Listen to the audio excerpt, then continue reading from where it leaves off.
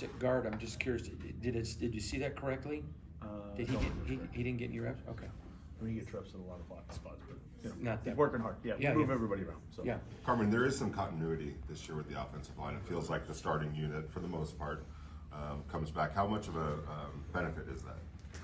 I think, like we said back in the spring, the benefit of having the guys back is that we have an understanding of what the expectations are as a group and the process, which, having awareness of what's going to happen can, obviously help alleviate some problems or get over the hump on some certain things. So we definitely enjoy having, a lot of the guys back in the room and the guys that we've added, fit our mold, and we're excited about it. I'd say we've seen a lot of Thayer getting starting reps at right tackle. I don't know what the depth chart looks like this time of year, but I mean, like we talked about before, there's a bunch of different combinations of guys getting reps at different spots, different groups.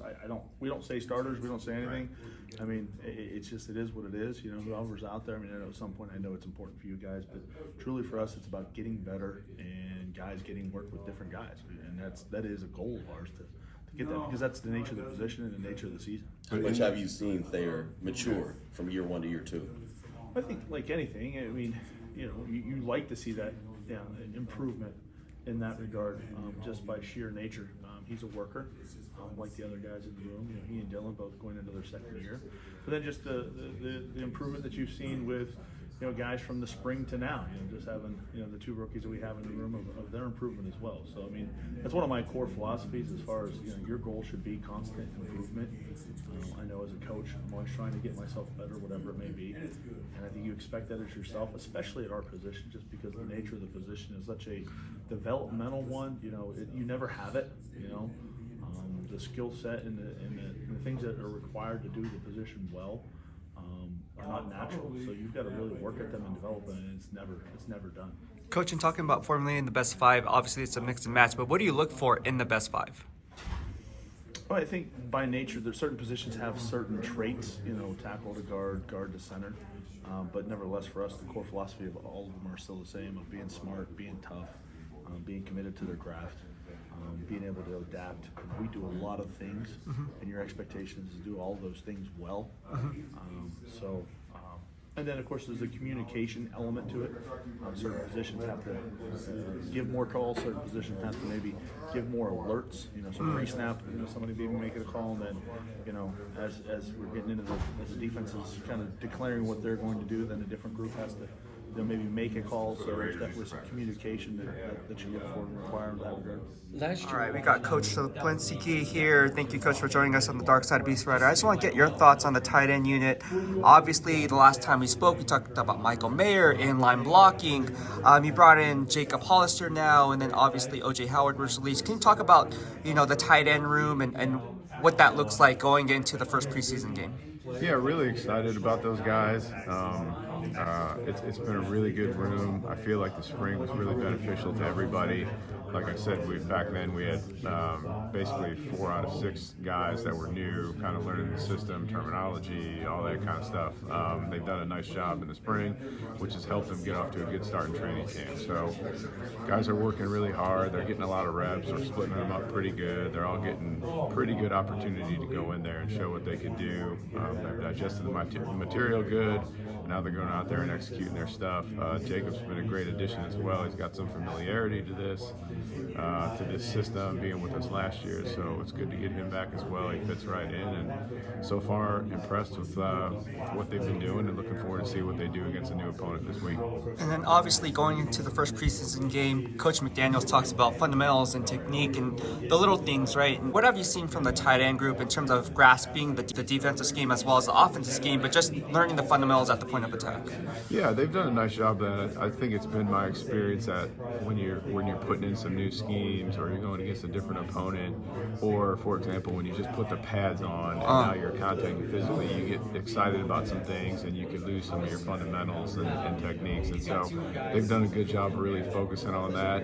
It's never going to be perfect. That's why there's training camp. That's why there's practice. But they've done good with their hand placement, getting off the ball, finishing stuff, and pretty happy with how far they've come so far. And Michael Mayer, I know he's a guy that everyone's talking about, obviously making plays and team drills, but what have you seen from him that really thinks that he could take that next step even for a rookie? Yeah, I think really with him, we're just trying to keep it in the moment, and we put a lot on his plate as we have with all these guys. And so, you know, whether it's different personnel groupings or different positions within those personnel groupings, you know, he just handled it. Every day's probably a new learning experience for him, either with a technique or an assignment or something like that. And he's done a good job of staying in the moment, doing really good with what we've given him. And then when we add more to his plate, then he's taking that on too. So he's done a nice job. And just watching him in practice, he seems to be a little bit mature. Is that something that you've seen from him? Like he's picking up things a little bit faster than a normal rookie would? He's done a nice job. I think both of the rookies we have, being John Samuel Shanker and him, done a really good job of picking everything up pretty quickly. Yeah. We have the benefit of having the extra rookie meetings with those guys, and going through that with them helps. So we can spend a little bit of extra time with them, and they've taken advantage of those. And both of those guys, they've handled it really good. All right, well, thank you so much, Coach. I Yeah, appreciate you it. bet. Good seeing you. All right, we've got Coach Polamalu here. Coach, thank you for joining us on the Dark Side of Beastwriter. I just want to get your thoughts again on the running back room. Obviously, Josh Jacobs isn't here, but the other guys that are here, what are you seeing from guys like Zeus White, Britton Brown, and Sincere McCormick? What do you see from these guys that are kind of taking that next step, even though their leader, Josh Jacobs, is not here right now? Self-starters, year under the system for the young rookies, our second-year guys, and Britton Brown and Zamir White. Great attitude. They enjoy football. They enjoy team, and they're all improving. And a lot of that has to do with a year under their system. Under their belt of being a pro. And then you have the solid pros in Brandon Bolden and Amir Abdullah and Jakob Johnson. So good room that works hard, and then Sincere. It's coming off the knee injury, and it's just a good room. They're just competitive and trying to help each other be the best they can be. Last year I talked to the running backs. They said they're all close with each other. It doesn't matter if they're the first string or a practice squad player. So talk about that dynamic and how cool that is to see that the iron sharpens iron mentality is there, but then they're all trying to help each other to be the best version of themselves. That's the character in them, every single one, and we pride ourselves in being there for each other, and I like that a lot. We have dialogues all the time about not just football, just about life, and how we can help each other through different things, and I think they've done that. And Jakob Johnson, you just brought up his name. He's a fullback, and there's not too many fullbacks in today's NFL. How cool is that to still have a fullback on your team, as good as Jakob Johnson is, and still being a leader in that room? Oh, it's unbelievable. It's awesome. Being a former fullback myself, so it's awesome. But he is such a great young man. The young man's here all the time, taking care of his body, working out, and having our head coach as the offensive coordinator.